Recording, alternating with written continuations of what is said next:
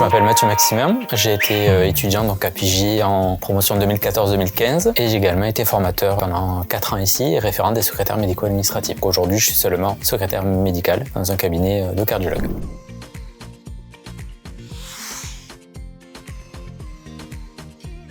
En parcours scolaire, donc j'ai eu un baccalauréat littéraire. J'ai fait une licence LLCE anglais que j'ai interrompue pour entrer dans le monde du travail. Donc j'ai travaillé pendant 7 ans dans les parkings tramway à Occitanie. Et après, lors d'une reconversion professionnelle, donc j'ai découvert le métier de secrétaire médical et j'ai intégré donc l'école Pigier au Millénaire ici, où j'ai eu mon diplôme en 2015. Et après, j'ai eu plusieurs expériences dans des cabinets de radio avant de revenir ici en tant que formateur.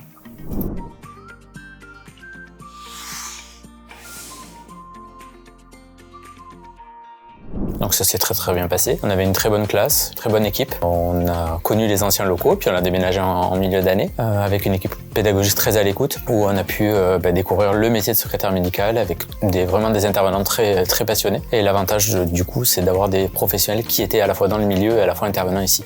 Donc c'est vraiment le plus de l'école.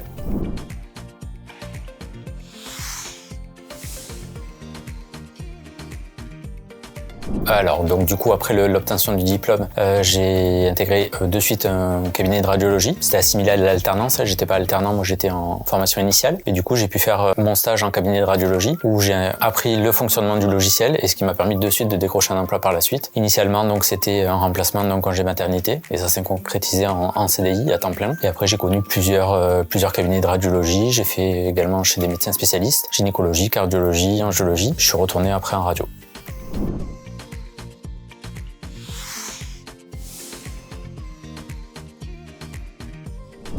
C'est l'empathie. Quand j'ai été formateur ici, c'est la qualité essentielle qu'il faut avoir pour être secrétaire médical. Il faut être aussi ordonné, polyvalent, savoir s'adapter à la fois à ses collègues, savoir s'adapter également aux différents patients qu'on peut avoir, être à l'écoute, savoir aider, écouter. Après, l'ensemble des savoir-faire, on les apprend ici, mais il faut avoir quand même une base essentielle, tout ce qui est informatique, les logiciels de base, Word, Excel, écrire un bon français, si je peux utiliser l'expression, se relire, donc savoir comment travailler, comment taper des comptes rendus, les terminologie médicale.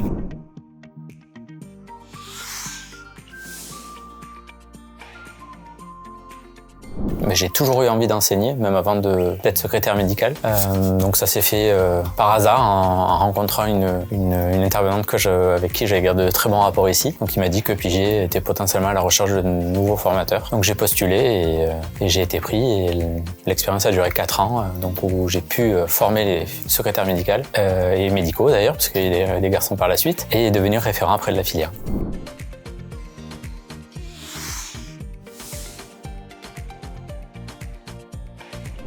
En tant qu'étudiant, ça a été la formation premier secours, où ça aide énormément pour savoir justement les premiers gestes à avoir, et puis ça crée une véritable cohésion avec tous les étudiants. Et en tant que formateur, c'est le fait de faire le lien avec tous les intervenants. Pas de moment clé particulier, mais c'est de faire le lien, la cohésion entre à la fois l'équipe pédagogique, les formateurs, les intervenants et puis les étudiants.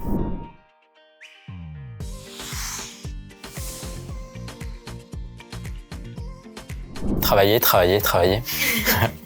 La formation est très courte, 9 mois c'est pas énorme, mais voilà, faut savoir s'investir. La plupart des étudiants qui sont là sont en reconversion professionnelle, donc avec des enfants, donc ça peut être très compliqué, mais il n'y a pas de secret. Il faut travailler régulièrement et voilà, c'est pas une formation qui est inaccessible, il faut juste savoir travailler et garder une certaine régularité pour que ça fonctionne, et ça marchera pour tout le monde.